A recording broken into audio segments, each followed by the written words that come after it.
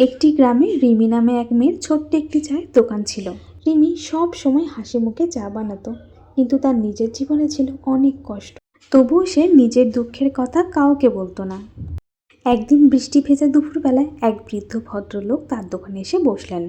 রিমি হাসি মুখে তাকে এক কাপ চা দিলেন আর বললেন, কাকু, আজ চা খেলে মন ভালো হয়ে যাবে।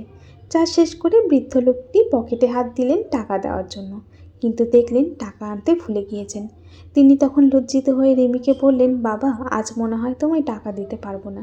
তখন রিমি হেসে বলল, কাকু, চায়ের দাম টাকা নয়, চায়ের দাম আপনার হাসি।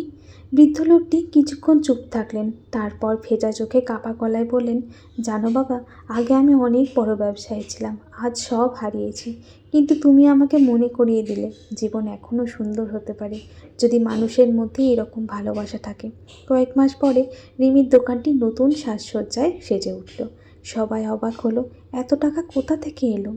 রিমি শুধু হেসে বলল, হয়তো এক কাপ চা অনেক সময় সারা জীবনের জন্য সম্পর্ক তৈরি করে দেয়। এই গল্পের বার্তা হলো, টাকা সব কিছু নয়, কিছু মানুষের প্রতি ভালোবাসা ও ছোট ছোট দয়া পৃথিবীকে বদলে দিতে পারে। তো বন্ধুরা, আমার আজকের এই ছোট্ট গল্পটা আপনাদের কেমন লাগলো একটু কমেন্ট করে জানাবেন। তো চলুন এখন টাটা, সবাই ভালো থাকবেন, সুস্থ থাকবেন।